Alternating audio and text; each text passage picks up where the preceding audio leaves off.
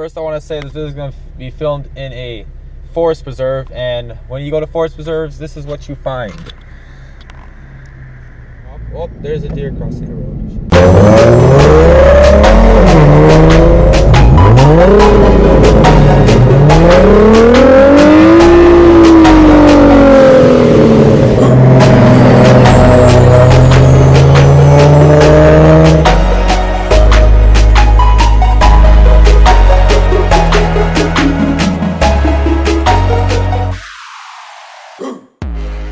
Hello everybody, and welcome back to the Car Culture 305 channel.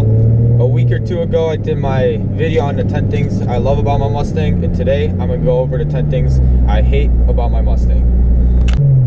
Alright, first off I want to say these things, even though I use the word hate, just like many other people in their car videos to talk about their Lamborghinis, everything like that, I don't hate, there's nothing I hate about this car. It's really hard, it was actually really hard to find things that I didn't like about this car. I had to be nitpicking and everything, so a lot of these things are just small little things I wish they changed or fixed or made a little bit better, but it's never anything I hate. So we'll get started, and I'll start with number one in the interior. Alright, starting with number one, I'm going to start with the interior and then go to the exterior. So the first thing I dislike / hate about my Mustang is the squeaking the interior makes sometimes. It squeaks when so I park my car outside most of the time because my parents park their car on the inside, so I get the raw end of the deal. But when it's really cold outside, I'll start driving and stuff, and every time I hit a bump, I hear the plastic squeaking in either the dash or by the windows or doors or something, because there's a lot of plastic in there. So that's one thing that can get kind of annoying. Once things warm up, some interesting dogs over there, but once things warms up, it's not a problem anymore. Like right now it's 40 degrees outside and no squeaking, but that does become annoying definitely in the winter. And now the second thing about the interior, there's some panel fitment issues in the interior. It's kind of, there's gaps and things are kind of like spaced out a little bit. So I'll show you what I'm talking about right here. If you look at this here, you can see there's a gap in here and it doesn't really push back in. And then if you close the compartment here, it's kind of like pushed up, and then there's gaps in between here. This isn't really a problem, no problems there. But in here, if you can see in the trim lines, it's kind of, doesn't bother me that much, but I wish they could have made them a little tighter fitting so it doesn't look as bad. Now number three is also about the interior. Like I said, a lot of the pieces are plastic in here, and there is a lot of chrome accents around many spots in the interior. So me personally, I like black. That's why I'm hoping to black out the rims and all details and stuff in black. So in the interior, it's not necessarily something I really like. All right, number four here is another thing about driving this car in the cold.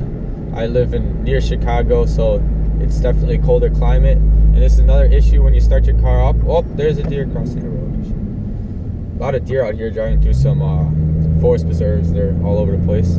All right, so back to that. Number four. What was I saying? I forgot. Oh, so another problem with driving this car in the cold is that when you'll let it warm up and everything, but then you start driving on the road, and its transmission kind of like, it almost feels sticky / like, I don't know, it doesn't seem, it's not warmed up, so clearly it doesn't shift like it usually does, but it'll rev out longer before it shifts, and it kind of, when it does shift, it kind of puts you back in your seat a little bit. More deer on the side of the road, but that does get kind of annoying, but after a few minutes, no problem, and it's not the worst thing in the world, I guess. I'm sure it's still pretty cold. If I gave it 10 minutes to warm up, I wouldn't have that problem, but I don't have that time usually. Alright, number five, still on the interior, and I don't know if this is just my Mustang or the unit or the antenna or anything, but I do seem to have problems picking up radio stations sometimes, and I'm in a suburb of Chicago, and I don't think that should be a problem. I didn't really have that problem on my other car, but I don't know if it's just I need to get that checked out or what it is. But it kind of gets annoying when you want to listen to your station and everything. You kind of hear it, but it's like way too raspy to listen to, and that is not enjoyable. So maybe if it's just an antenna, if I get that fixed or anything, but that's something that kind of annoys me every once in a while. All right, this is number 6. I mean, it's nothing you can really fix, and I'm pretty sure this is the case with almost any coupe, but it's the rear windshield. It doesn't have a wiper, which I know it's not the worst thing in the world, and I wasn't used to it on my last car because I had a sedan, but it does, like, I'm used to just like wiping it straight off. It'll turn on the wiper and it'll get rid of the snow and everything in the rain. So you do have to go out there kinda and get that off when you do want to drive. So it's not a terrible thing to do, just something I wish it did have, but I know it won't have. So nothing I can really do about it. All right, on to number 7 is this big shift knob here, right here. If you can see that, it tends to get in the way of a lot of the buttons if you're driving. The dash is right in the middle, so since it's so big, it's nice. It feels nice when you put your hand on it, but since it's so big, it's hard to reach sometimes the right side of the dash, which is like your temperature controls, AC, and like tuning your radio and stuff down low here. So when you are driving, you kind of have to look down, make sure you're reaching and hitting the right button. So I wish that they either placed it a little farther back or they made it a little bit smaller, so it made it a little more convenient to reach down there. But I guess I'll have to live with that one too. All right, number 8 on the list of things I hate that don't like about my Mustang is this steering wheel. Now this steering wheel, I like that it has the Mustang logo in the middle. That's definitely cool, and the style, it's classic Mustang also, but the way it feels on my Mustang 2012, it's almost like a solid piece of plastic. It has a little bit of cushion in there, but another problem in the winter, it gets very cold. Pretty much, if you come in this car without warming up, you put your hands on here, it's like steering a block of ice cube. A giant block of ice pretty much feels like that. It takes a long time to warm up also, and so I tend to wear gloves when I drive this, and I'd rather not. I'd rather have it a nice cushiony, soft, but still a good steering wheel feel, but it does not have that. So I wish it did have a little better feel to it. That would make it a little bit better driving experience. Okay, so I found some nice space here to film the rest of this video. Now number 9 and 10 to the exterior, about the things I don't like about my Mustang.